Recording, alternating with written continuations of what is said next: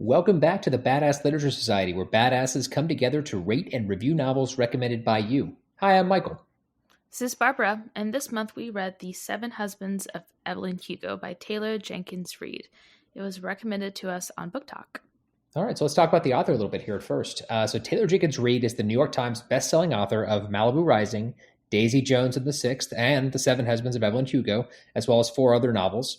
Her newest novel, Malibu Rising, is out now. She lives in Los Angeles, and you can follow her on Instagram at @tjenkinsreid. Barbara, you want to tell us a little bit about the background of the book? Yeah, so this was originally published on June 13th of 2017. The genre is historical fiction and romance. It's around 400 pages, depending on the copy that you own. And it currently has a 4.5 out of 5 on Goodreads, a 4.6 on Barnes & Nobles, a 4.6 on Amazon, and a 4.6 on Audible. And it has been nominated for the Goodreads Choice Award for Historical Fiction in 2017 and the Book of the Month, Book of the Year Award in 2017. And as the recording of this podcast, this book has not won any awards. We also think it's important for readers to know what, if any, representation is in the books we read. So for this one, there are POC characters, LGBTQ plus characters, but no persons with disabilities. Okay, so this book is essentially the biography of Evelyn Hugo from her own mouth. So we initially start out with the character Monique, who is a reporter at a local magazine, and she gets a request to do a cover story for Evelyn Hugo, which is a huge deal because Evelyn Hugo was a huge movie star back in the day. And through this process, she finds out that Evelyn Hugo actually doesn't want to do a cover story for the magazine. She wants Monique to be the one that writes her biography, and she's going to tell her story and wants Monique to take it all down. And so the book is broken up into chunks. We hear about each segment of Evelyn's life divided by her seven husbands, as suggested by the title. And so we get to hear about her success and failures in Hollywood, things going on in her personal life, and of course, all the reasons as to why she had seven husbands. It's hard to go into much more detail on the book without giving a whole lot of spoilers about what goes on specifically. But that's generally what this is. It's a biography in a biography about Evelyn Hugo inside a story about Monique, who's the main character. So moving on from that, let's talk about some of our general questions. So Barbara, what did you think of The Seven Husbands of Evelyn Hugo? And remember, no spoilers. Yeah, so I was actually pleasantly surprised that I liked this. I feel like Book Talk books are kind of a hit or miss with me, so I was a little hesitant in reading this one, but I really enjoyed it overall. There were a few things I had a few issues with, but this was an easy book to read, and I ended up really enjoying it. So, like you, I was also not super excited to read this book. The only thing that really had me excited about it was that I really like old Hollywood, like the mystique of all of that era. So that interested me. But otherwise, it kind of sounded like a romance book, which, as our listeners and you, Barbara, know, that's not really my cup of tea. But I actually really enjoyed the book. I didn't think I was going to, but I really liked it. It was a quick read. It was an easy read. Most nights when I was reading it, I found it difficult to put it down, and very easily convincing myself, oh, just one more chapter. Oh, just one more chapter. In fact, I think I plowed through this book faster than I have a lot of books for the podcast. I read this one pretty quickly. So yeah, I really enjoyed it. So as you all know, we're not going to go into our individual ratings at this point. Got to wait till the end for that. But our group score for this book was an 8 out of 10. So we backed up our recommendations. We really did enjoy it. Speaking of recommendations, would you recommend this book? And for me, I think so. I'd recommend it to pretty much everybody. I can't think of anybody that would ask me and I'd be like, you know what? No. Because it's not really like a specifically, genre niche book. It covers so much ground. I think that pretty much anybody can enjoy it, and I'd pretty much recommend it to anybody. Yeah, same here. I definitely would recommend it to a lot of people. I feel like if you're someone who likes fantasy, this is not the book for you because there is no fantasy on here. But for someone who likes just historical fiction in general, or just a story about people and our messy lives, this is a book for you. It's good. So yeah. All right. For those of you leaving us already, don't forget to give us a rating if you like us, and follow us on Instagram and Facebook. In both places, our handle is @BadassLitPod. We do want to hear from you. If you have a book you want us to read, let us know. If you've got an idea for a future bonus episode, or just want to say hi, let us know. We'd love to hear from you. And now Barbara is going to give us a short preview of what will be coming up next month. So our next month, we are reading The Vanishing Half by Britt Bennett, which was recommended to us by Book Talk. The Vinous twin sisters will always be identical, but after growing up together in a small southern Black community and running away at age 16, it's not just the shape of their daily lives that is different as adults. It's everything. Their families, their communities, their racial identities. Many years later, one sister lives with her Black daughter in the same southern town she once tried to escape. The other passes for white, and her white husband knows nothing of her past. Still, even separated by so many miles and just as many lives, the fates of the twins remain intertwined. What will happen to the next generation when their own daughters' storylines intersect? Weaving together multiple strands and generations of this family, from the deep south to California, from the 1950s to the 1990s, Britt Bennett produces a story that is at once a riveting, emotional family story and a brilliant exploration of the American history of passing. Looking well beyond issues of race, The Vanishing Half considers the lasting influence of the past as it shapes a person's decisions, desires, and expectations, and explores some of the multiple reasons and realms in which people sometimes feel pulled to live as something other than their origins. Really excited for this one, personally. I am too. It actually sounds pretty interesting. It's another one that doesn't sound like something I would probably normally pick up, but that's what I said about Evelyn Hugo, and I really liked that one. So I have high hopes for this one. Just because it's not fancy doesn't mean it's not a good book, Michael. I didn't specifically say that. Yeah, but that's what you mean. Not really. Okay. So remember, the second part of our episode we're going to be getting into now is an in-depth look at the book. So if you do want to read The Seven Husbands of Evelyn Hugo, stop listening right now and come back and listen to the second part of the podcast when you're done. Hi, I'm Bethany Finger, the host of Prince Kai Fan Pod, a Marissa Meyer Book Club podcast. Join me every week during my read-along journey through all of the books by author Marissa Meyer, one chapter at a time, spoiler-free. Each episode will feature a different guest, new fan art, and laughter and joy through reading. You can find Prince Kai Fan Pod on Apple Podcasts, Spotify, Google Podcasts, and all other listening platforms. And now, back to the show.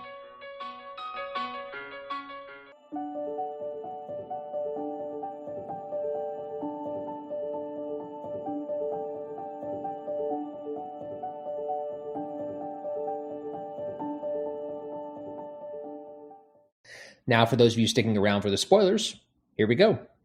So we're going to start off like we always do and figure out who wins the Badass Character Award. Barbara, who did you nominate this time? Yeah, Evelyn, easily. She wasn't afraid to get her hands dirty, and I love a flawed character, so that is my vote. I'm right there with you. Evelyn's an easy choice for this one. She is a badass in so many different ways, and I feel like maybe should have been an icon for women. I don't know if she was at the time just because of what was going on in history, but she's not real, so well. And I meant like in the time frame, like would she have been like what she was doing? Oh, no, probably not. In the book's history, like no, they don't ever really talk about her as like a feminist icon or anything. In reality, I feel like she did break through some glass ceilings, and so probably not during her time, but like when Monique's time is going around, you can see that yes, she is. But back then, probably during her era, no, I would say most women probably hated her because she was everything everyone wanted to be secretly, but didn't want to tell people. Yeah. So yeah, easy choice. So clearly Evelyn is the badass character for this month. So moving on from that, let's talk about some of the characters. So it seems most fitting to start at the top and kind of talk about Evelyn first. Evelyn, I think, is unmistakably the main character of the book, even though Monique is the one that we start off with. It's Evelyn's story. She's a senior citizen at this point at the beginning of the book. She is telling her story. It's an interesting way of calling her a senior citizen. How about she's in her 70s, 80s? And it's also implied that implied at first and then later explicitly stated that she's dying, and that's why she wants to tell her story. Okay, that's okay. I think you kind of lost that, but sure, that's fine.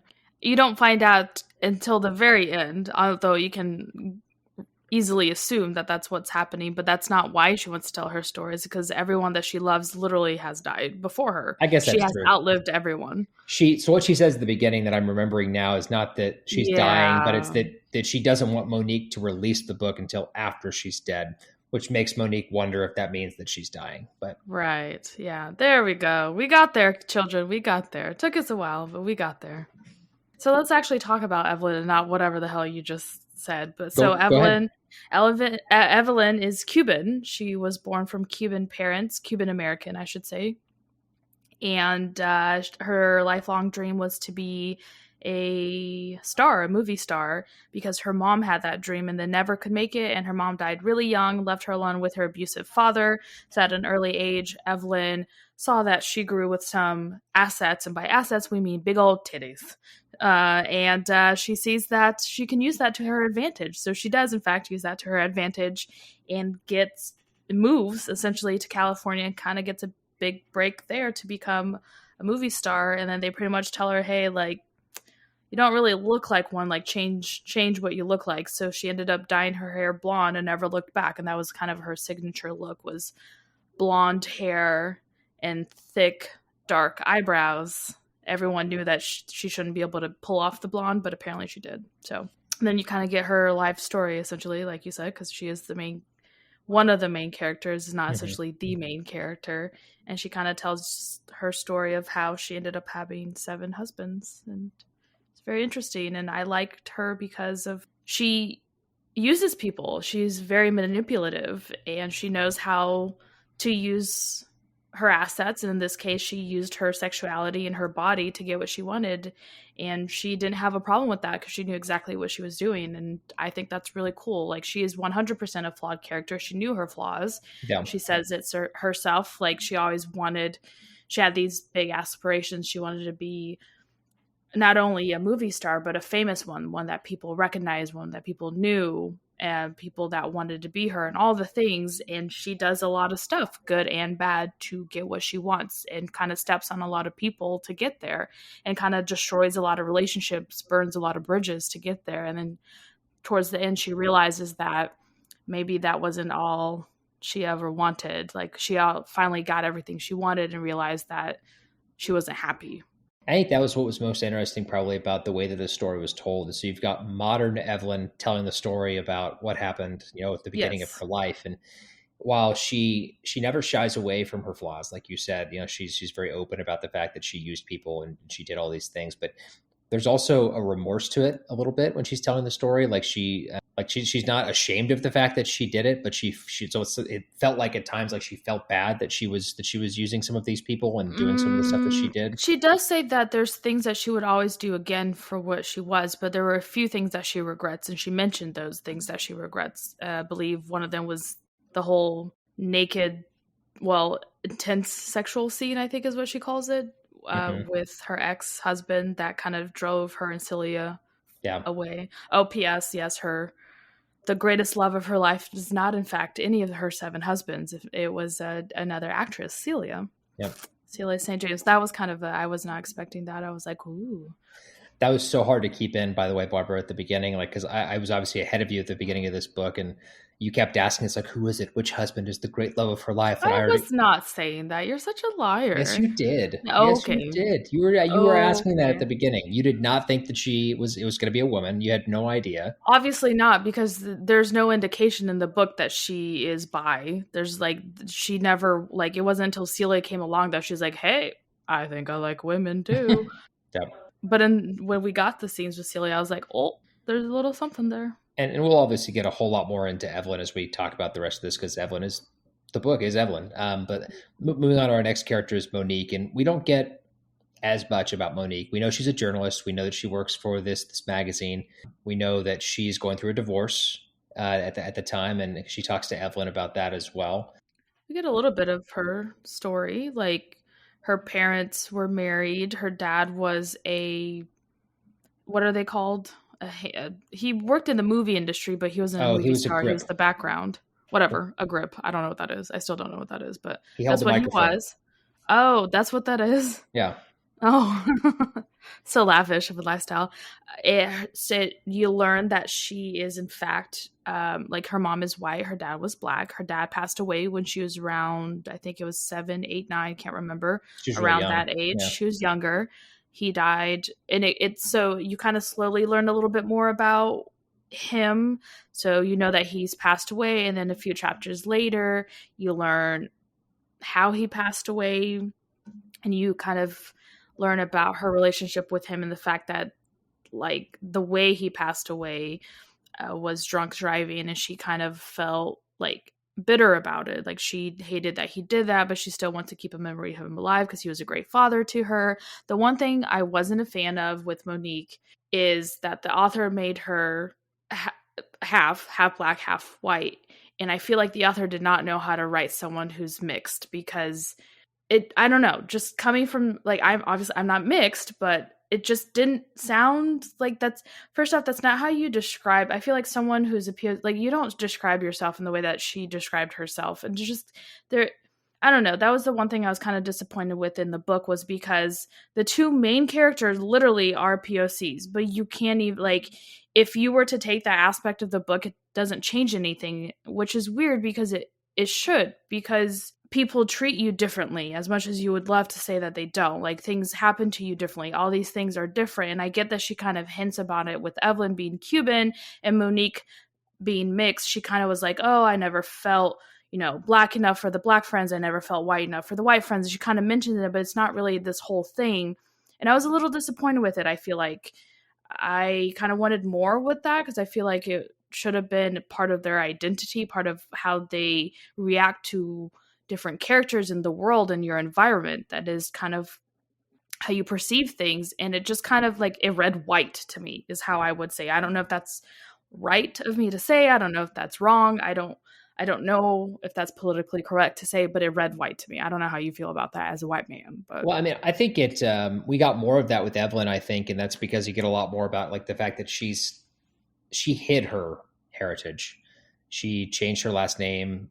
She didn't want people to know that she was Latina. She wanted to be known as white, to the point that I think there was a scene, and I can't remember if it was a housekeeper or some other. It was a housekeeper, and she was speaking Spanish, and she was talking shit on her, and she's like, hey, I can understand you. And she said that in Spanish, and the lady's like, oh. Yeah. And I feel like that scene was just added just to remind the readers, in fact, that she is not a white person, but she read white to me. Like, well, I think she read white because that's how she wanted to be portrayed. I don't know. Maybe as someone who's always been proud of my heritage, and that just, I don't know. I understand. Like, growing up, all you want to do is fit in. So I get it. Like, you don't want to be different. You don't want to be ousted and all that stuff. It was a little disappointing reading that. For me personally, obviously you didn't have a problem with that. But anyway, that is Monique. You get a little bit about her. Yep. Are we going to drop the bomb about her? We're not going to drop that just yet. Okay. No. So moving on from there, let's talk about Celia, which, like Barbara already said, Celia, we learn pretty early in the book, is the great love of Evelyn's life. I would say like 25% in, you would say? Something like that. Because it was halfway through the second husband that you learn. Correct, yeah. Halfway through Dawn's section. So do you want to describe Celia? Sure, yeah. So Celia is another aspiring actress, or I guess young actress. She's succeeded in getting some roles. She's redheaded, I believe, or strawberry blonde. Yep. Yes. And so they meet at a party and kind of hit it off and kiss in a private area. You skip so many things, bro. Okay, so Celia, first off, Evelyn wasn't a huge fan of Celia because she was an up-and-coming movie star and a damn good actress at that. And when the movie that Evelyn had been, like, really wanting to make was Little Women, and she wanted the part of, which is the only movie, by the way, that's actually based off a real book and a real movie. All the other movies that they mention in the book, if I'm not mistaken, aren't real and were made up for the book. I believe that's correct. So, and, like, she was lobbying for the part of Jo, and she finally got the part, and it was like this big deal that Evelyn got it. And then they, of course, get Celia to play Beth, and Celia is like thinking about maybe getting her fired or getting her removed from the part, because she knew she was going to be a really good actress, because she was, and she didn't want the spotlight to be removed from her, because she's like, hey, this is the first time maybe I can get nominated for an Oscar, essentially. And they kind of strike up this friendship because, like, Celia is a little bit younger than Evelyn, not as experienced in the sense that she hasn't been around as long as Evelyn had at this point making movies. And they, like, Evelyn's like, hey, like, you're just trying to use me for publicity, and because I'm a bigger actress, you want to be seen with me. And Celia's like, yeah, kind of, but, like, I actually really like you too. Like, let's be friends. And Evelyn's okay, fine. So then they become friends and stuff. And then little instances happen where Evelyn's like, well, maybe like she's flirting with me. Maybe I like that she's flirting with me. And then some other actress comes up to Evelyn and goes like, the rumor is like she's a big old lesbian or she likes you and blah, blah, blah. And kind of like starts this thing. And Evelyn's like, hey, like pulls Celia aside. And was like, hey, like, is this true and stuff? And then Evelyn kisses her. There we go. That now you can go on because you kind of missed some crucial moments here. So yeah, that all happened. That was a much better description of the beginning of their relationship than I gave. So thank you. But from that point on, their relationship is very on and off throughout the book. We have to remember that this is taking place in the 50s and 60s at the beginning, and so it's at a time when it's extremely frowned upon to be homosexual. It was illegal, wasn't it? I don't think it was illegal here. It was just extremely frowned upon. Then why did at one point they were saying like we could even get arrested for it? So I think that would have been during like the whole Red Scare era, because the communists and homosexuals were apparently closely tied in people's minds. But anyway, so yeah, we're going through that, and I think that because of all of that, Evelyn's obviously very conscious of this and doesn't want to be either of them to be outed, and either of them to get in trouble or get arrested or get blackballed from the industry. Or I was going to say that was it. Like Evelyn has always been career oriented. Like she wanted to make a name for herself, and not only that, like she wanted an Oscar, she wanted all these accolades, she wanted to be rich, all these things, and she knew that if she were to come out or whatever or be seen with another woman, that they would treat them differently. Like they wouldn't put them in movies or what do you call it? Blackball, yeah. Blackball. Okay. And I think that was and I think Celia's biggest struggle throughout the entirety of the book is that while, like, on one hand, she understands why they have to keep their love a secret, like she can see like the rationale of why that's necessary. But on the other hand, she hates that Evelyn wants to keep her a secret, and that they can't have a more public relationship. Yeah, and I think what happened was this: I don't know, I'm projecting this, but I think Celia was torn because she wanted to become public and she didn't want to hide the fact that she was in love with Evelyn and they were in love with each other and they were dating, all the things. But at the same time, she also wanted a career. She also wanted to be successful, and she ended up doing all this stuff. But it had to be Evelyn who had to be the bad guy and be like, hey, I'm doing this for us. And I feel like Celia allowed her to be the bad person and still took it out on her because of that. Well, I mean, the other part of that, I think, too, is that the things that Evelyn did to assure the public or to get them to stop thinking that maybe there was something going on there is usually involved her like having physical relations with a man. Right. And Celia was not about that lifestyle. Right. But I mean, I can understand where Evelyn is coming from, to be honest with you. I mean, Evelyn was doing what she thought she had to do to keep them both safe. Yeah. Because as everyone knows, when you're successful, you're famous, all the things, whatever you want to say, people have this weird obsession about knowing everything about you. And, so that kind of, like, Evelyn knew that people would be sniffing around them if they were seen hanging out too often and all that stuff. So she was like, well, what's the best way to do that is have paparazzi talk about your relationships with men. Yep. So that's what she did. Yeah. Speaking of men. Did you like Celia? Did you like her character? I did. I did like Celia's character. Yeah. I liked her, but I feel like she also was one of those head in the clouds and didn't realize. I feel like Evelyn was more grounded. Like, she knew what she had to do. She was being realistic, whereas Celia was being, what is the word?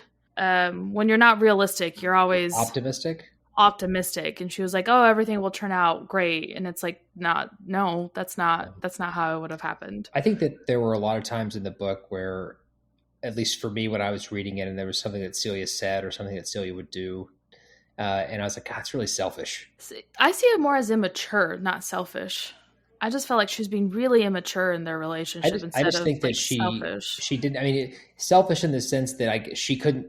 It was almost like she couldn't step back and see like the bigger picture as to why. Evelyn that's what I'm doing saying. What like Evelyn was the one who always had to take the initiative for them and do get her hands dirty essentially for their relationship. And Celia was like, Celia would punish okay her with it up into a right. She was okay with it up to a certain point. Yeah. Anyways, we can talk about them all day. Okay. Moving on, right? Yeah, moving on. Okay, so like moving on to hubby number 1 would be Ernie Diaz. Yes. And he is kind of short in the sense of short marriage, not physically short marriage. Evelyn essentially used him because he said that he knew someone out in the LA area to make her famous. So to get out of living with her father, she kind of smudged the fact of how old she was so she could get married to him.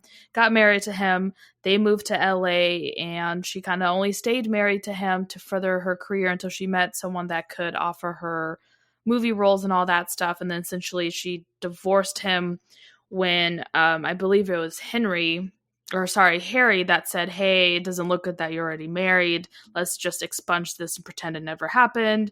And that's pretty much it, right? Like, yeah, that was him. She finds out that he has a connection and that he's planning to move to California. And I think that was pretty much all she used Mr. Diaz for was, he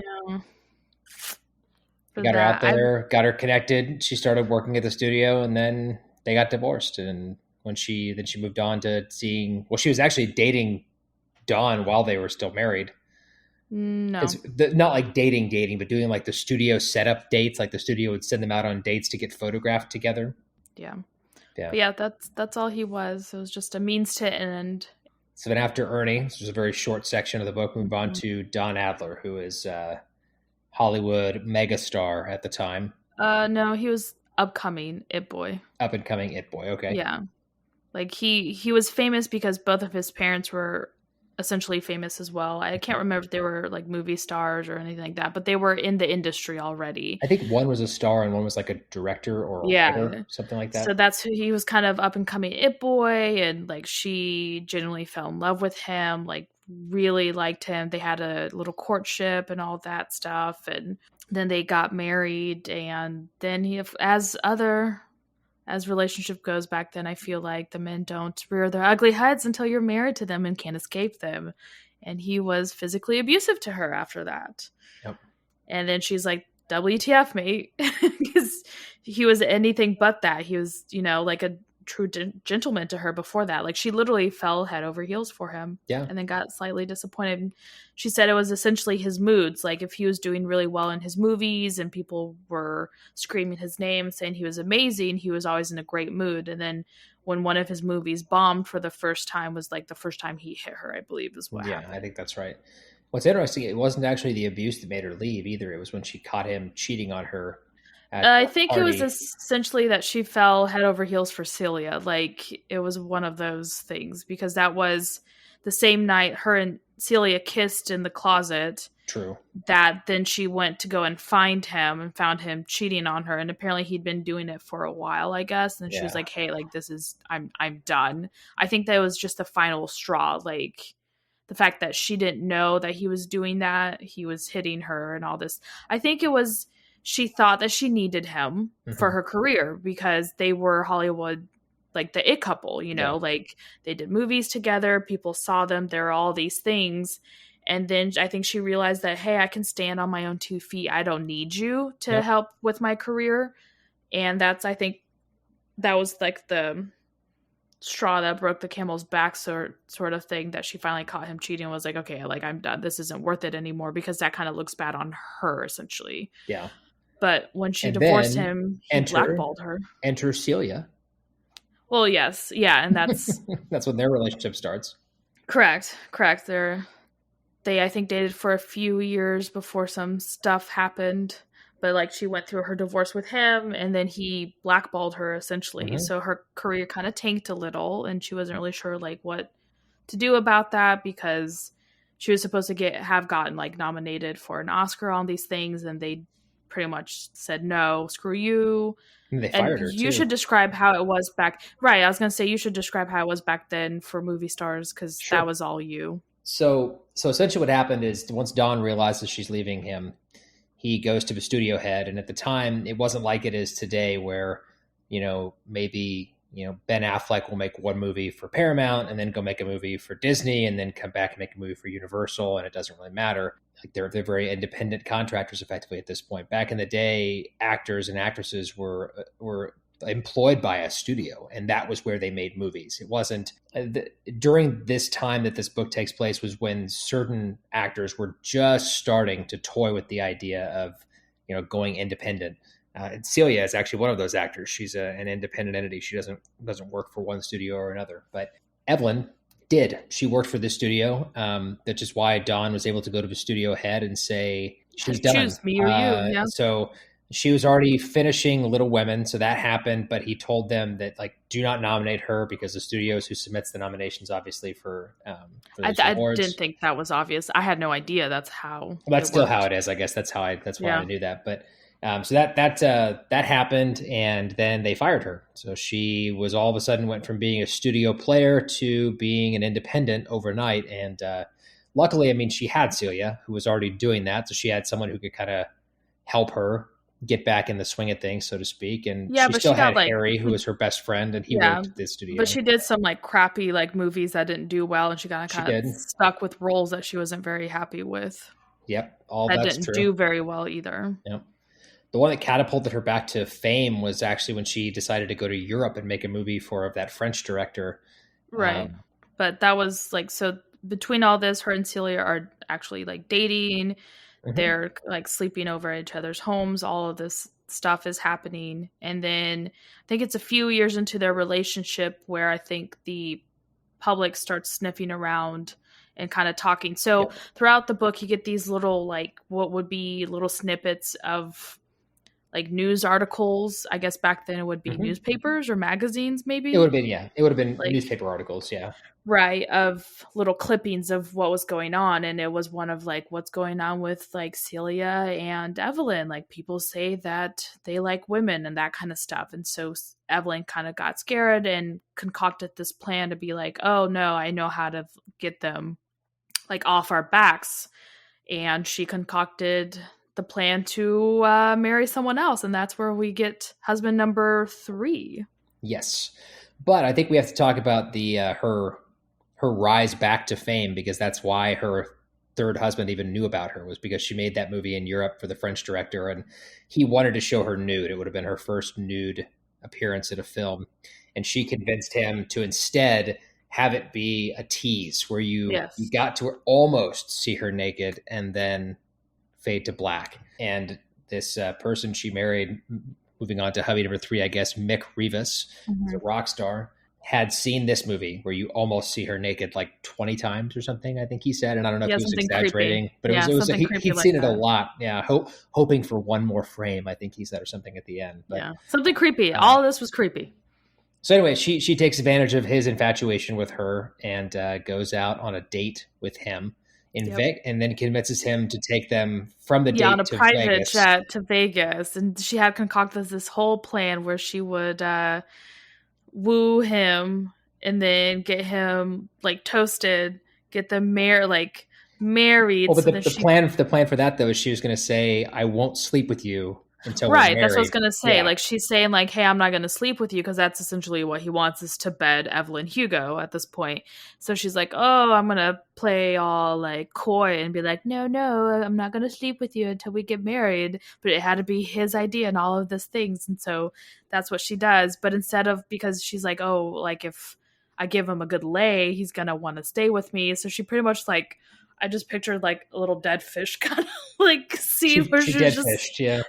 dead fished him, and he was this was not what I was expecting. So of course the next morning he's hey, I think we should get an annulment, and she's hey, perfect. But she acted the part and was oh no, how dare you. And then she come to find out that she knew that's kind of something that he liked too, that he got off on crap like that, which is kind of weird. He was a really creepy character. He was, for all that he was in there. And that was kind of a big rift that happened between her and Celia. Yes, because obviously she went off and had this relationship, even if it was short-lived. She told Celia this was going to happen, and Celia wasn't okay with it because she didn't want her having to sleep with someone. And she's well, this is I have to do that and stuff like that. And when she got back, she got pregnant. She found out that she got pregnant from this one night stand with him. And that's where Celia was how dare you? And they broke up after that. Celia left her. She got an abortion. Harry helped her get an abortion. And that was that. And then we move on to hubby number 4, which I actually liked this guy. Me too. Rex North was hubby number 4, and Rex North and Evelyn Hugo did not really have a relationship at all. They were friends. They were friends. Partner. It was a partnership, not a relationship. It was a business business transaction. Is they what understood that them being together and being seen together and being married would be beneficial for both of their careers. Their careers, yeah. He was good looking. She was good looking. It was one of those things where they're like, hey, you scratch my back, I'll scratch yours for our career choice. And they had an understanding. And because she wanted to do her own thing, and I think they did a movie together, right? And people fell in love with them. Yep. There was like, oh, the next It couple. So they're like, why not? Yep. And then there was just an agreement. Like they did share a house. They lived in separate ends of the house. He continued to be a womanizer like he had been before, just more secretly. Yes. And she was doing her own thing. And yeah, I mean, there was very much a business relationship that eventually ended only because Rex actually fell in love with another actress. I think it was another actress, yes. right? Yeah. And she got pregnant. And he's like, pregnant. And then he's like, hey, I need to do the right thing. And so they concocted this whole thing where to make it look like neither of them were the bad guy. They were both cheating on each other. So Rex was cheating on Evelyn with the girl he got pregnant, and Evelyn was cheating on Rex with Harry, who was her best friend. So she kind of earlier in the book, she was like, "Oh, you're my only friend." And he's like, "Oh, that's kind of sad." But then that's kind of they were best friends since that point on. So he was her best friend, her confidant, all the things.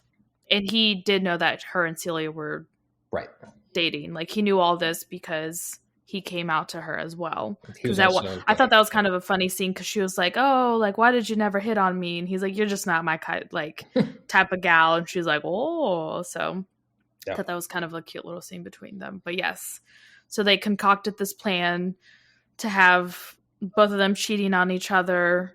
And that brings you to Harry, who she married after that, too. Yep.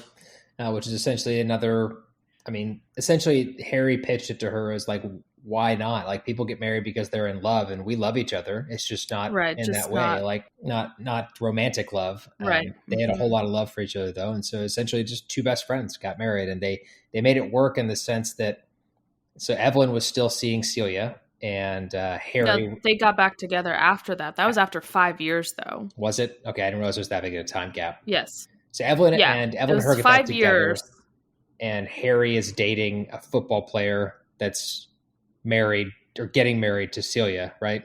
What was the order there? Was married, so that's what happened. So Celia continues with her stardom and becomes like a household name and all that stuff, and gets married to this New York quarterback player.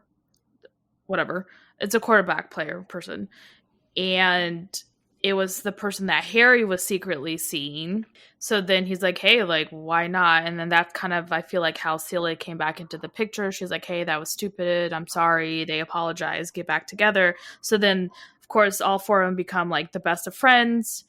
That, they quote unquote do double dates, but secretly they're dating each other's spouses, which is like hilarious to me that no one figured this out. And it's just like, it's cool that they did that. It was. Yeah. And this era, I think, was unequivocally like the happiest time in their lives. Harry was madly in love with John, and Evelyn and Celia were madly in love with each other, and they were neighbors, I think, too. So they were sleeping in each other's places all the time, and it was like, I think Celia stayed at Evelyn and Harry's place, and Harry was always over at John's, and so it was the perfect scenario. And their careers had her career took off again. She was doing really well at this point. She was extremely successful, and she decided she wanted to have a baby.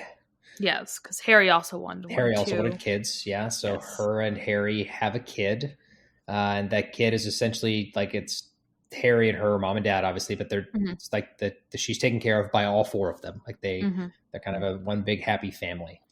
But the problem with that is after she had a child, because of how Evelyn was seen by people, she was essentially like this, what you would say, like a sex pot of an actress. Like she was known for her beautiful looks and all that stuff. And after she was a mom, she kind of saw those roles slipping from her, and people Mhm. only saw her more of like the mom figure. And so then she kind of had a hard time getting back into roles that she wanted and to be seen like that. So then she got an idea to make another movie with, well, actually it was Celia's idea. She was like, hey, like, I think I found this movie part for you that would be great. It's with the same French director that she had worked with previously that helped Yep. rebuild her career. And lo and behold, the main guy part, what is that called? I don't know. The lead Main guy actor. part. The lead actor was her ex, Mr. Don. And Yep. Celia was like, oh my gosh, I'm so sorry. Are you sure you want to do this? And like him, Don and Evelyn have a little exchange, and like he's been sober. He like apologized to her. Yeah. And all these things. And his career kind of like, it went out a little bit well, and then it kind of tanked and didn't get much better. And this is kind of like his, like, it was both of their comeback. Yeah, they're both trying to make a essentially. comeback. And the scene where, so essentially Dawn asked to meet her at a diner to talk about this movie, and essentially like beg her to do it, do it and be okay with it. And I thought it was really interesting to see, even though we haven't seen Don really since like his shittiness back in the day when they got divorced. We heard stuff about snippets, like, through but, stuff. Yeah, right. like he dated the girl. Well, he dated one of the other actresses that did The Little Women with Evelyn and Celia, and we heard about him, but not. And most of it is implied that he's still the same like crappy person. And so it was cool that like I think the author did this really well. Is you get to see character growth in Don, because in this meeting at the diner, you can tell that Don is a totally different person than he was. And I think that's the only reason Evelyn agreed to sign on to do this. Agreed. Yeah. Because she could see that Don really had changed. Yeah. And this was going to be something that would be good for both of them. So she agrees to do the movie. Good old French director Max Girard wants to do another adventurous scene. He comes to Evelyn and says, hey, we've never really ever seen like a woman have pleasure during a sex scene. And it's a weird way of saying that, Michael. Have pleasure during sex. How about this? Initiating a woman actually enjoying sex, because most movies were always in the men's point of view, saying like he wrote this character to be essentially someone who enjoyed sex, and back then as a female you didn't see that. It was very controversial. Yeah. And Evelyn was like, yay, I'm down. And then whoopsie daisy. Yeah, because she films this graphic sex scene with Dawn, her ex, and then afterwards, after she's already done it, she's like, crap, I probably should have talked to Celia about this. So she already knew going into it. Like when he asked her, she even says, I should, instead of saying yes, I should have talked to Celia first, talked to her, see how she felt about it, and then gone like, hey, yeah, I'm going to do it, or no, I'm not going to do it. Instead, she said, yeah, she agreed to it, did it, and then she told Celia. Yeah, she's like, hey, she didn't tell her, she asked her. No, she asked her. Yeah, she was like, hey, like, how do you feel about me doing this sex? And I don't know if it's an intense sex scene. I don't know if back then they didn't have sex scenes, Michael. Like, I don't know. It wasn't as much common. about movies. Nothing that would have been like had nudity and all that. Like that would have been a whole lot less common. I mean, it's stated later that this movie was X-rated. So okay, yeah. So, like, it was just unheard of. And she was like, hey, how do you feel about that, Celia, dear? And Celia's like, you know what? Like, thank you for asking. I would love to be comfortable with it. And she kind of was like, all of these things. And, like, Evelyn's like, yes, great. She's going to agree. And then she goes, but no. Like, I don't approve of this. I don't feel comfortable. I don't like it. And Evelyn's like, well, here's the thing.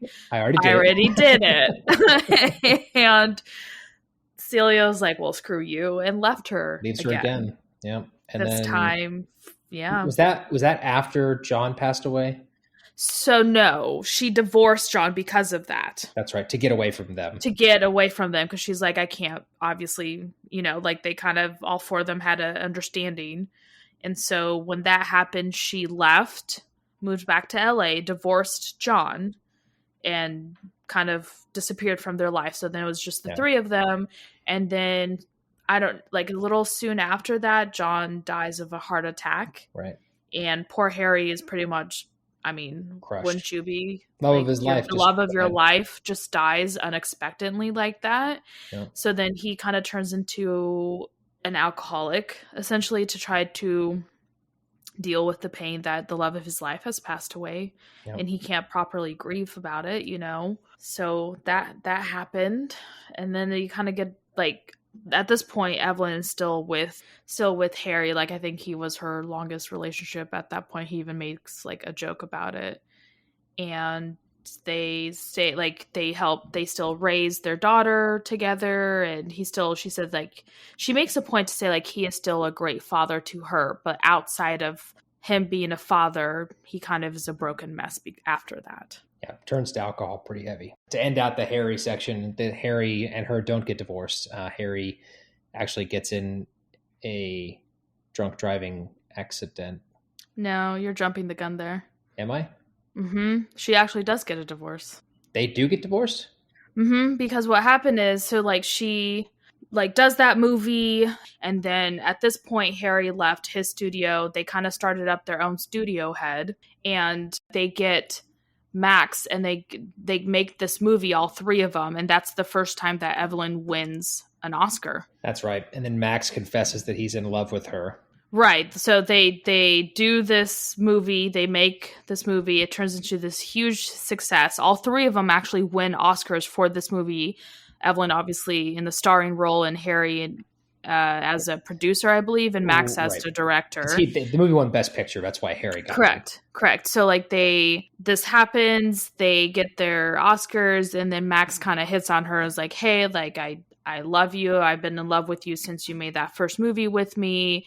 Like, please be with me. And then essentially he says, hey, I know that your marriage to Harry is fake. Like, I know who he is. I know that he's gay, all these things. And he's like, just like, divorce him, be with me. So she asks Harry, and she's like, hey, like, do you mind? Like, I want to be with Max. And he's like, okay. She thinks that she loves Max. She's in love. Yeah, she's in love with him. She's like, hey, after Celia, I haven't loved anyone ever again, and all this stuff. I didn't know I could. And she kind of was like, hey, I think I'm falling for him. I want to. So they get a divorce, and she gets married to Max. And then as soon as they get married, she realizes that he doesn't love her for her. He loves her for the actress version of her. Like, So she gets a little sad by that, but she still stays with him, hoping that maybe that'll change. And I don't remember. I'm trying to remember for some. Oh, it's because she won her Oscar. She kind of did a little shout out to Celia when she won that Oscar, like, hey, like, I still think about you, whatever.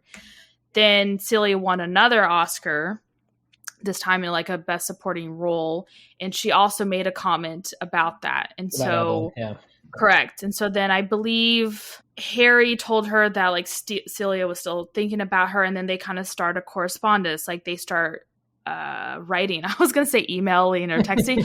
That wasn't around, Barbara. So they start mailing or writing letters to each other. There's the word I'm looking for. So they write letters to each other, and obviously they're still madly in love with each other. Evelyn was like, hey, like, I want to see you again, Celia. Like, I want to like talk to you. And then she's like, well, but you're married to Max. Like, and then she even asked, like, is he like how Harry and Rex's relationship with you was, like, a business thing, or were you actually like in love with him? She's like, no, I actually did marry him for love, but I'm getting a divorce from him. I don't love him anymore. I don't want to be with him. And she was going to go and visit Celia in LA, and Max finds these letters that her and Celia had written to each other, and he pretty much calls her out and says, like, how dare you? Like, he pretty much is a homophobe. Like, essentially says some really mean stuff about that. And she's like, well, like, whatever. Like, she's like, well, you're one to say something, like, you didn't love me for me. It turns into a whole thing. But then she actually does divorce him. And then her and Celia get back together. And once they get back together, Michael, you totally missed this whole thing, by the way.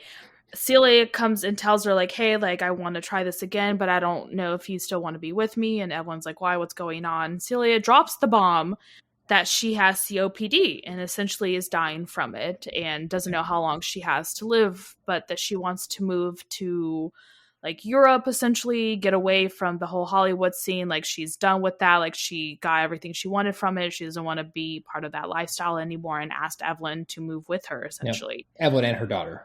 Well, sure, all of them. She's like, you, Harry, and your daughter, Connor, I think is her name. Yes, Connor. She's like, I want all, like, let's all, like, move together. She had, like, this whole thing planned, this whole setup. And Evelyn's like, okay, fine. Yes, I want to. I still love you, but I need to talk to Harry about it. So then she goes and talks to Harry about it. And he's like, hey, like, I don't want to move. I don't want to retire. I still love what I'm doing, all this other stuff. They and kind he of just get met somebody. Then tells her, like, hey, like, I met someone. Let me see if I can convince him to move with us. And she's like, okay, fine. Like, we'll talk about it. So she's on her way to go and pick up Harry so they can talk about it, see what's going to happen. And she finds him behind the wheel of a car with his lover in the passenger seat, who is dead at this point. And Harry's barely kicking it. So she kind of, I feel like I've been talking, so if you want to come in here. Yeah, so she finds this accident, and Harry's behind the wheel, and his lover is in the passenger seat, like you said, and he's passed, and Harry's barely alive. They need to get him to the hospital. But before they do that, Evelyn takes Harry out of the car and puts her and a limousine driver or something that was with her at the time, loads Harry up into the car, and then they come back and they pull the passenger out of the car and put him in the driver's seat, and then leave the scene of the accident to take Harry to get medical care. But Harry doesn't survive. Harry doesn't make it. Yeah, they try everything they can, but Harry does not survive. So Harry passes away. But they lie about it and say that he got a stroke or something like that and died from that. Yes, they do. That's the public story, is that Harry died from a stroke. And so that happens, and because of that, and obviously she still wants to be with Celia. At that point, they make the move to Spain, I think, right? So Yes, they moved to Spain. So her and Celia and Connor. Celia had this whole idea of Evelyn marrying her older brother, Robert. The final husband. Yes, the final husband, so that when she passes, all of her assets can go to Evelyn, and that's the only way, is that she can give it to her brother, who then can give it to Evelyn. Right. The only legal way to do what she wanted to do. Yeah. Right. And so she marries Robert Jameson, and seventh husband. Yep. Robert is also kind of a womanizer, I think it's described. So he was doing his own thing, but also with Celia and right. He knew that Celia loved Evelyn. He was okay with her. He was a good dad, what they said her lifestyle is what they called it back then, which is insane to me. But yeah, like he was a great dad to Connor. Like he didn't know what to do with Connor, and then he turned out to be a great dad to her. And then they live, I believe Celia lives another 7 years before she passes. And that was a fun chapter when she passed. And then it kind of goes out describing how her life was without Celia, how Robert was a good dad to Connor, and how he kind of taught her, because he was some type of banking person. I don't know. He was in finance of some kind. Finance of some kind, and taught her everything, and she was all about it. And I thought their little relationship between Connor and Robert was really cute, I thought. And then he passes away of, I think, just old age. I think he was just, because he was quite a bit older. He was. And I think his death was just natural causes. He just passed away. Yeah. We get essentially what happened to Cotton, because so at this point, while you're reading all this, the book does drop hints about how everyone's going to die. Like it really does. The book really does. Like honestly, the first couple of chapters before you even meet Evelyn, the author drops some nice hints there. Like the only reason why Evelyn even reached out to Monique in the first place was because she was doing this whole charity of auctioning off her old ball gowns or gowns and stuff from like events and stuff, because I guess that's what rich people do, is to raise, and she was doing it to raise money for breast cancer awareness. And it's mentioned that her daughter passed away from breast cancer. So then you get to this point in the book where Evelyn's saying how she's lost everyone because her daughter Connor passed away from breast cancer at like a really young age, like 33, 34. I think she lived up to 36 years old or something. I believe that's right. Yeah. And how she lost everyone she loved essentially from like to this point forward. And so it was depressing. That was really sad. Yeah. The author clearly attended a seminar with George R. Martin about character death and just like breaking your reader halfway through the book. So that all happens. We'll cover the ending a little bit later, I think. Oh, you don't want to say like Yeah, why we find out? well, I mean, I've got a question talking about that a Oh, little bit, okay, so fair enough. we'll cover the ending So here in a little bit. that was all 7 husbands and It why was. she married each of them, And in essentially, a really long-winded explanation. and essentially the whole story minus the ending, which we'll get to in a minute. Yes. So yeah, moving on from there, I've got a couple questions I want to talk about. Each section of the book so the book is separated into sections based on her husbands, and each husband's section opens with an illustrative moniker. For example, poor Ernie Diaz, goddamn Don Adler, agreeable Robert Javison, etc. How do these monikers set the tone for the section that follows? And did you read these characterizations as coming from Evelyn or coming from Monique or some other narrator, somebody else? What did you think? So I definitely felt like it came from Evelyn because it kind of sounded like her personality coming from it. I thought it was a nice touch to kind of give you a base of how Evelyn felt about all of her husbands before learning her history with them. And it kind of was a little insight about her relationship with them. Yeah. So I'm right there with you. I think it's definitely from Evelyn. They were her words, so to speak. And I also think it provided a little bit of foreshadowing as to, how that segment was going to go with that husband and how they were going to act. And I think I didn't necessarily realize that until, because like you get to the goddamn Don Adler, and Don seems like this great guy at the beginning. She's like, well, that's kind of weird. Then you get it by the end. And so after that section, I was like, okay, I'm going to start paying attention to these. There's clearly going to be. Oh, I already did. I was like, what's wrong with Don Adler that she called him goddamn? So yeah, I liked those. I thought they were fun titles for the sections of the book. All right, Barbara, now you can talk about the ending. So we know right from the beginning that Monique has been summoned by Evelyn for a very specific reason. While reading the book, were you making guesses as to why? And if so, what were some of those ideas? So yeah, I was trying to figure it out, but like you guys all know, I definitely didn't. I'm really bad at predicting and figuring this out, unlike Barbara. I had no idea what the connection was until Evelyn eventually explains it. Obviously, I was trying to figure it all out. I'm pretty sure I was hounding Michael since for once he was ahead of me in the whole book. So I kept giving him my theories the whole time, every time I thought I had a new one. Yes, you did. So my theories kind of went all over the place. I essentially thought that Evelyn had wronged Monique in some way.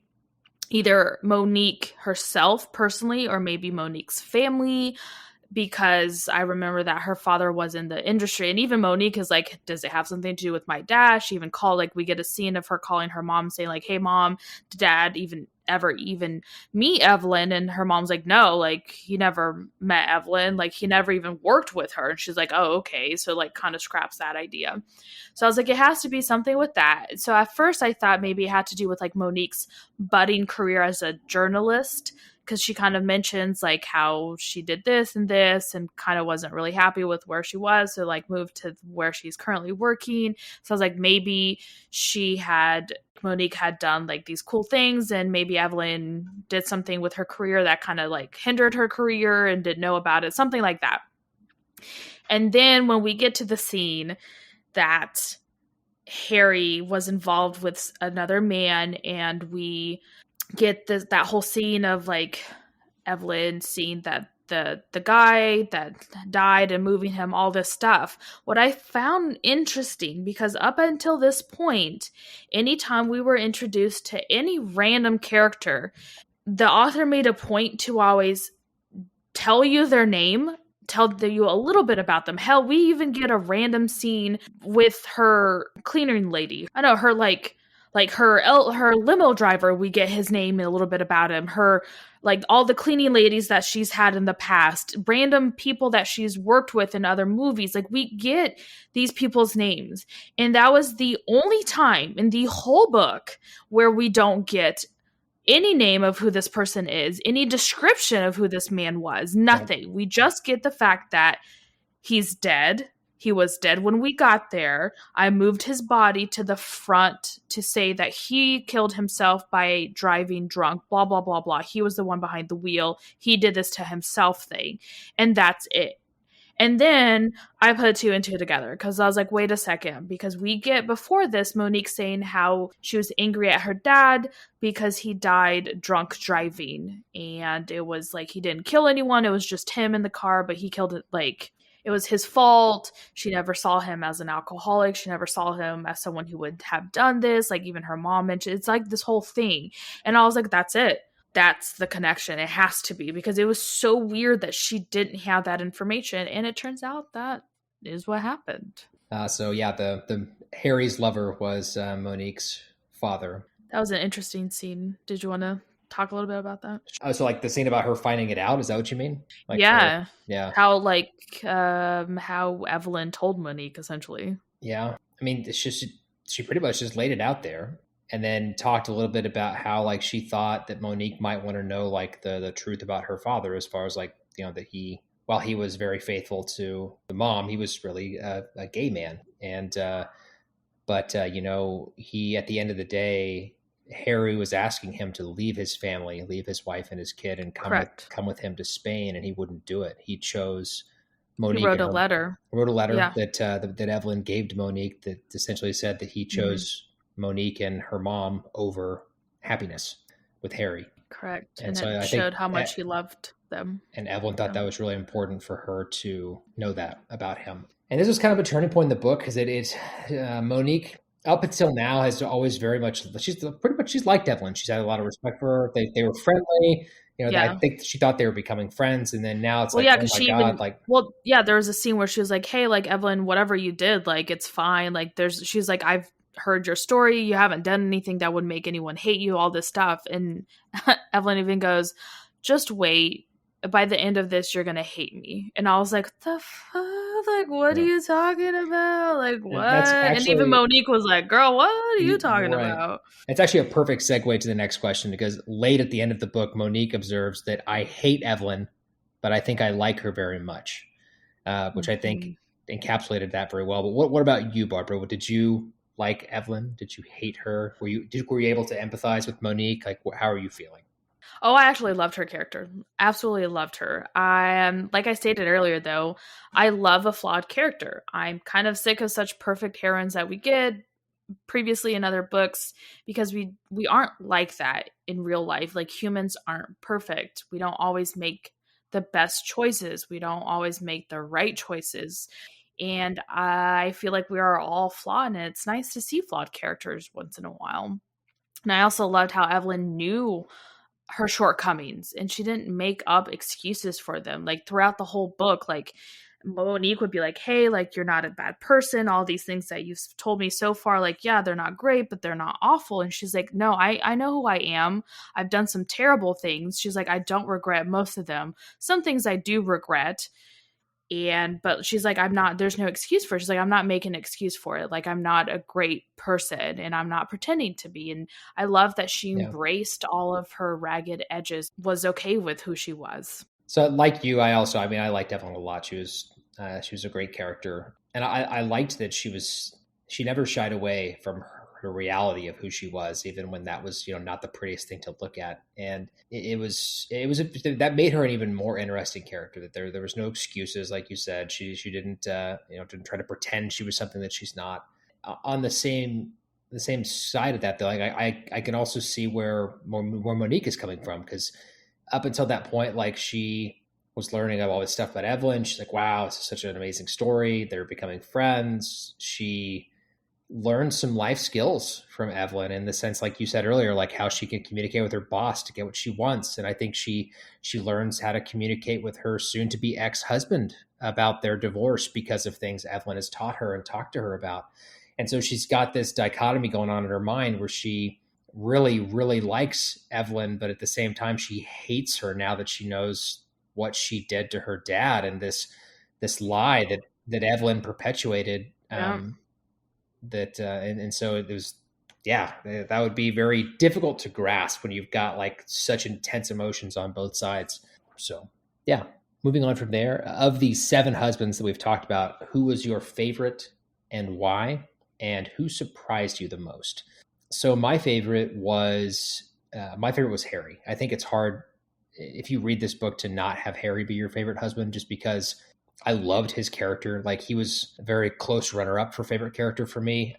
Just their friendship and everything that happened throughout their lives together. They were always there for each other, and he was so supportive. And he was there for her when, like, the studio that he was working for at the time was blackballing her, and Don was doing all those crappy things. And he was awesome. He was an amazing friend, and it was really cool to see the way that their relationship was, to show that friendship and that different kind of love that they have throughout the book. Now, as far as who surprised me the most, that has to be Don. Don, not in his section, but Don in the later section, when you learn that he has kind of turned his life around as a different person. That was surprising. I kind of expected Don to just be Don the douchebag for the remainder of the story if he showed back up. And I remember actually, like, when Barbara finished the Don section, she's like, "Oh, thank God, I hope Don's never comes back." I was like, "Oh no, he's still in the story." And she was like, "Oh no." So I kept asking you. I was like, "Is this it? Do we get more annoying bits about him? I hate him." I was like, yeah, that was surprising. Was seeing his change, and so yeah, that's where I'm at. What about you, Barbara? Yeah, Harry, hands down. Harry holds a special place in my heart. I really liked how it showed how you can love someone but not be in love with them. They truly loved and cared for each other, so much so that they raised a daughter together. That you could see that through that. So I thought it was beautiful, a beautiful relationship that they shared. As far as who surprised me, I really liked Rex North, since they both kind of went into the relationship for career choices, and he respected her and respected her boundaries. That, like, there's a scene where he was kind of drunk and they, like, had this huge successful movie together, and, like, I think he got nominated for an Oscar. All these things happened. They're, like, both drunk after a party, and he kind of, like, hits on her, and he's like, "Hey, like, haven't you ever even thought about sleeping with me?" And she's like, "Nah, son." And she was actually expecting him to, like, kind of force himself on her or, like, be more aggressive to her. And he's like, "Okay, cool." And left it at that. And she was, like, shocked. And she even says in that, she's like, yeah. And she even mentions, like, how people never gave him enough credit to actually how good of a guy he was. Yeah. He may have been a womanizer, but he was a respectful womanizer. So I think this next question is going to be something that you probably know both of our answers for, but who is your favorite character and why? Yeah, Evelyn, obviously. I feel that was obvious. Really enjoyed reading about her and how she handled everything that, like, threw at her. She used people, she manipulated others, but she loved fiercely the ones that she truly cared about. And she knew when she messed up and regrets some of those things that she did. Yep. So, yeah, that's mine. I don't think I have to keep harping on that. Probably not. We talked about that a lot. My favorite character was Mick Riva. Evelyn's, no, I'm just kidding. Who? The rock star husband. Oh, it's like, what? He's so insignificant. No, my favorite character was Evelyn as well. I think it was Harry, though, truthfully, is a close second. Like, yeah, I was going to ask you, like, character. Outside of, maybe we should have done, like, who's your favorite character outside of Evelyn? That would actually be an interesting question. So I'll answer that first, and then I'll let you answer it to make it a little bit different. So we're not just talking on and on about Evelyn like we already have. So my favorite character other than Evelyn was absolutely Harry. It was very interesting to see, like, at the beginning of the book, when you first meet him, you don't know that he's gay. It just seems that he's a nice, respectful, not a seedy studio guy like the other studio guy that forces himself on Evelyn to get a role at the studio. She did that on purpose to right. She knew what she was doing. She was a willing participant. Yes. So, but yeah, I loved Harry. I thought that their relationship was amazing. It was really great to see his relationship with John and just kind of see that. And then on the flip side of that, as much as it sucked, like, the way that the author wrote, like, his breakdown after John died, and just, it was so heartbreaking to see all that, and then for him to eventually die as well. So yeah, hands down, Harry was my favorite character outside of Evelyn. Yeah, same here. I think just overall, I think what I really liked about this book, and going from one book where there was no character arcs whatsoever to this one where there were, and all of the characters were all flawed. They all had flaws, like, all of them. But they all had these amazing arcs, and it could have gone from, like, there are good people to crappy, like Don, like where you see him in one light and then see him in another light and then see him again be better, where you see Harry be a great person, deal with these traumatic things, maybe not make the best choices but still be a great father. Like all of these characters had amazing arcs, and I think that's why I really like this book.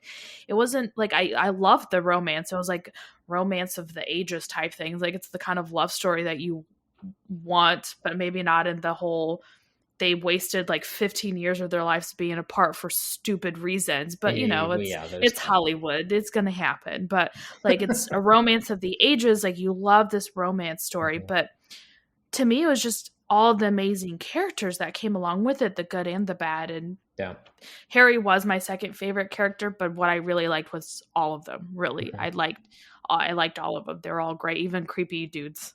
The characters were all really well written. Definitely a highlight of the book. So it's time now to talk about our individual scores. So Barbara, what did you give The Seven Husbands of Evelyn Hugo? So I gave this an 8 because I did like all the things that I just talked about. I loved the characters. The plot was really engaging. I enjoyed learning about him because I wanted to know like how the heck she has 7 husbands. How does this happen?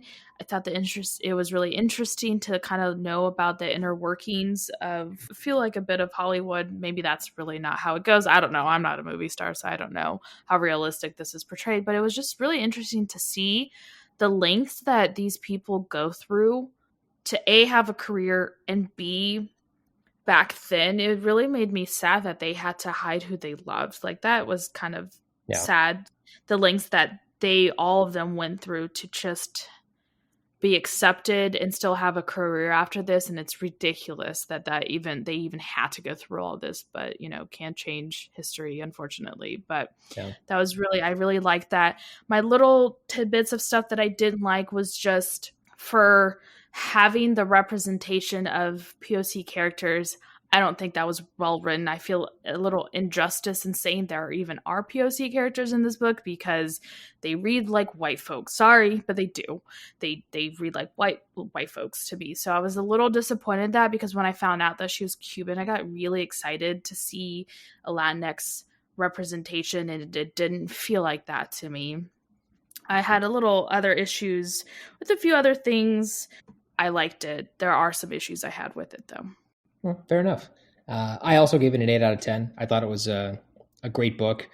I don't really have a lot of negative. I mean, it's not in my wheelhouse. So it's not by nature, it's not like going to be one of my favorites. But I really enjoyed the story and the characters. I thought it was really well written, and so shouldn't by default then that mean that because it's not your favorite, but you still enjoyed it, shouldn't that be seen better then? Because like if you read just a normal fantasy, if this was a fantasy book and be like, man, it's just fine.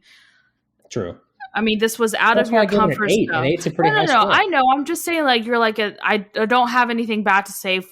Like, you literally just said, I don't have anything bad to say. It just wasn't in my wheelhouse. That's why I didn't like it as much. It's like, what? Shouldn't it be the opposite? It shouldn't be like, I really liked it because it wasn't in my wheelhouse, and therefore I was shocked that I enjoyed reading not about dragons and chainmail and swords, but instead real life humans in relationships, Michael. True. I did enjoy all of that.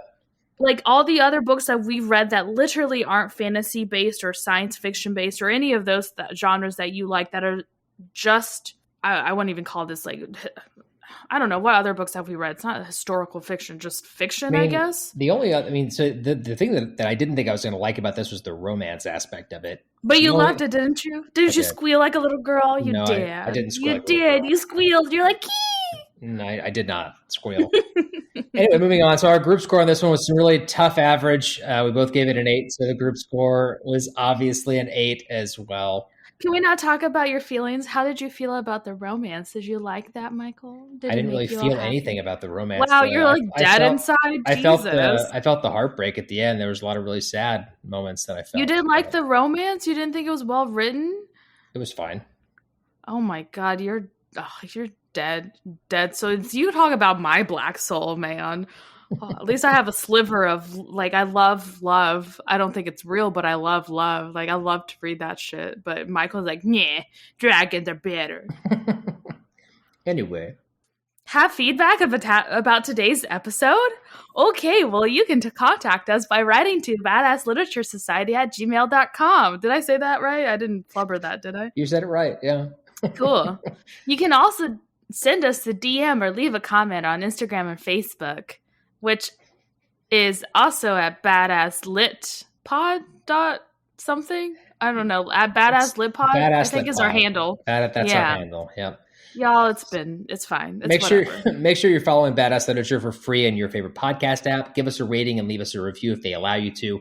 Also, very important that you do that. Very important that you do that. Yes, it gives us more recognition, and you can hear more about me jabbering about to Michael how he has no soul. Also, don't forget to follow us on social media. Our username, like Barbara said, is at Badass There it is. on both Instagram and Facebook. And with that, we will see you guys next month. I'm Michael. I'm Barbara.